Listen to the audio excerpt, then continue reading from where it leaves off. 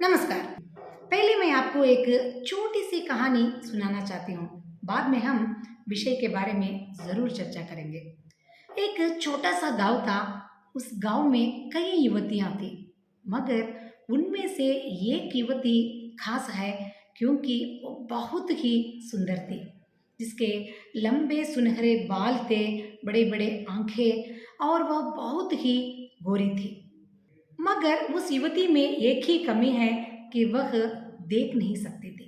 और उस गांव के सब लोग उस लड़की को बहुत ही पसंद करते थे। इस बीच में एक युवक उस युवती से प्यार करने लगता है और दोनों आपस में एक दूसरे से प्यार करने लगते हैं।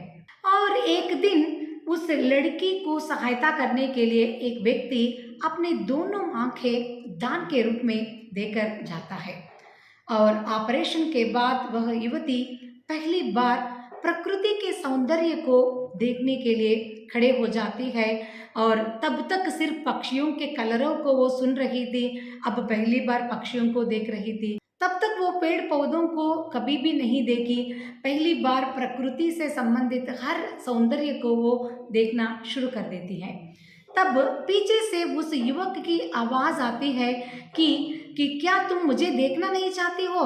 तब वो युवती कहती है, हाँ, मैं तुम्हें जरूर देखना चाहती हूँ क्योंकि मैं तुमसे बहुत प्यार करती हूँ। तब वो युवक कहता है, जे एक बार मैं तुम्हारे सामने आकर खड़े होने के बाद भी अगर तुम यही कहोगी। तब वो युवती कहती है, हाँ जरूर मैं यही कहूंगी। तब वह युवक आकर उस युवती के सामने खड़ा हो जाता है। और वह युवक देखने में हष्टपुष्ट था, सुंदर भी था। मगर उस युवक में एक ही कमी थी कि उसके दोनों आंखें नहीं थे, वह देख नहीं सकता था। तब वह युवती उससे साफ साफ कह देती है कि मैं तुमसे ज़रूर प्यार करती हूँ, मगर मैं तुमसे विवाह करना नहीं चाहती हूँ। क्योंकि जिस संसार से दुनिया से मैं आकर आज खड़ी हो गई हूँ, फिर ऐसे ही दुनिया से संपर्क रखने वाले व्यक्ति को मैं पति के रूप में स्वीकारना नहीं चाहती। तब वह युवक आता है, यह उत्तर मैं पहले ही सोचकर आया हूँ। तुम मुझसे विवाह नहीं करना चाहती हो तो भी सही, मेरे दोनों आंखों का ख्याल रखिएगा, कहकर वहां से चला जाता है। इस कहानी को सुनने के बाद हमारे मन में एक ऐसी भावना उठती है कि वह युवक उस युवती से इतना प्यार कर रहा था कि वह अपने दोनों आंखों को उस युवती के लिए उपहार के रूप में देकर गया था। हम सब लोग भी उपहार हमारे मित्रों को, पारिवारिक सदस्यों को देते रहते हैं, मगर जीते जागते हमारे आंखों को हम उपहार के रूप में जरूर नहीं दे सकते, देना भी नहीं चाहिए। ऐसा कानून का नियम भी नहीं है। मगर कम से कम मरणोपरांत हम हमारे आंखों को दान के रूप में जरूर दे सकते हैं। क्योंकि आंखों की बात आती है तो अनेक ऐसे विचार आंखों के साथ हम जोड़कर जीवन में देखते रहते हैं। क्योंकि आंखें सिर्फ देखने के लिए मात्र काम नहीं करने वाला शरीर का अंग नहीं समझती हूँ। आंखों के द्वारा हम अनेक ऐसी भावनाओं को बिना मुंह खोले एक दूसरे व्यक्ति तक हम संप्रेषित यानी कम्युनिकेट कर सकते हैं। ये बात तो हम सब रोजमर्रा जीवन में देखते रहते हैं। दो प्रेमी हजारों लोगों के बीच में बैठकर भी बिना मुंह खोले अपनी मन की बातें एक दूसरे तक आंखों से संप्रेषित करते रहते हैं।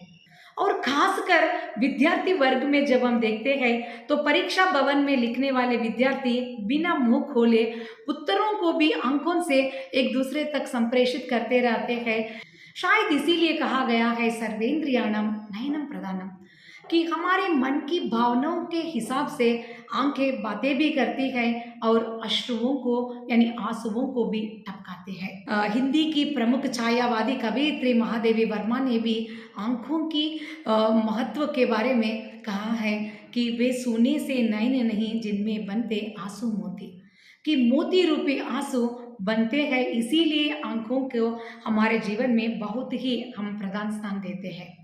शायद इसी कारण तुलसीदास ने भी कहा है कि किसी के घर में जाने से उनकी आंखों को एक बार अगर हम देख लेते हैं, उन आंखों को देखकर हमें पता चल जाता है कि हमारे आगमन से उनको खुशी मिली है या वे उनको बिल्कुल अच्छा नहीं लगा है। कि वह कहते हैं कि जैसे आवत ही हर्षय नहीं नयनन नहीं स्नेह, तुलसी वहाँ न जाइए, कंचन बरसे मेघ। अगर उनके घर में सोने की बारिश भी क्यों न हो, मगर उनके आँखों में हमारे आगमन से खुशी को अगर हम देख नहीं सकते तो वहाँ बिल्कुल जाना मना है। तो क्यों ना हम हमारे फ़िल्म स्टार्स को या क्रिकेटर्स को बहुत ही फ़ॉलो करते रहते हैं और उनके द्वारा पहने गए कपड़ों को हम अनुकरण करते हैं, और या तो हेयर स्टाइल को हम अनुकरण करते हैं या कूलिंग ग्लासेस को भी हम खरीदना पसंद करते हैं। मगर उनके द्वारा किए गए अच्छे कार्यों को भी अगर हम अनुकरण करते हैं तो और भी अच्छा होता है। जैसे उदाहरण के लिए मैं कहूँगी तो कर्नाटक राज्य में डॉक्टर राजकुमार नामक एक अभिनेता का नाम ऐसा कोई नहीं व्यक्ति होता कि उनका नाम नहीं सुना है। तो वह व्यक्ति जीवित रहते समय भी अपने आदर्शों को पालन करते हुए जीवन निभाया, और बाद में मरणोपरांत भी अपनी दोनों आंखें दान में देकर वे चले गए। तो आज भी डॉक्टर राजकुमार के दोनों आंखों को दो व्यक्तियों के सहारे इस दुनिया के सौंदर्य को देखने में सहायता प्रदान कर रहे हैं। तो क्यों ना हम भी आज हमारे पारिवारिक सदस्य से एक बात कहकर रख देते हैं कि हमारे मरणोपरांत हमारे आंखों को भी वे लोग दान में दें। क्योंकि मैं मानती हूँ हमारे धर्म ग्रंथों में 16 संस्कारों का वर्णन किया है, जो बच्चा जन्म लेता है तब से शुरू होकर अंत्येष्टि यानी मरण तक 16 संस्कार हम करते रहते हैं। मगर मैं कहती हूँ यह नेत्रदान 17वां संस्कार के रूप में, क्योंकि जो हमारे मरणोपरांत हमारे पारिवारिक सदस्य या हमारे मित्र ही यह संस्कार कर सकते हैं, तो इसे हमें 17वां संस्कार करने में कोई अतिशयोक्ति या कुछ गलत नहीं होगी। आप में से अनेक लोगों को एक संदेह भी हो सकता है कि मेरे लिए तो चश्मा है, तो मैं कैसे अपने आँख दान में दे सकता हूँ? या कोई ये कह बैठेगा कि मुझे शुगर है, बीपी है या कोई अन्य बीमारी है, तो मैं कैसे अपनी आँखों को दे सकता हूँ? तो डॉक्टरों का कहना है कि जब तक आप बीपी या शुगर जैसे अन्य किसी बीमारी से भी आप गुजर रहे हो या आपके लिए चश्मा है, उसके अलावा भी आप आपके आंखों को दान के रूप में दे सकते हैं।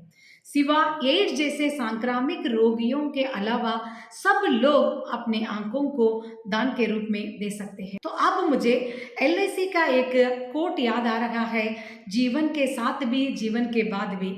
तो क्यों ना हम जीवन के साथ भी हमारे आंखों का उपयोग किया है, तो जीवन के बाद भी हम ऐसा उपहार दो लोगों के लिए दे सकते हैं जो हमारे ना रहते हुए भी इस दुनिया के सौंदर्य को देखने में सहायता प्रदान करेंगे। तो आप भी आपके मन के विचार हमसे ज़रूर बांटिएगा, और मोटिवेशनल काफ़ी बातें चैनल को अब तक आपने सब्सक्राइब नहीं किया है तो पहले सब्सक्राइब कीजिए और आपके मित्रों के साथ भी ज़रूर बांटिए।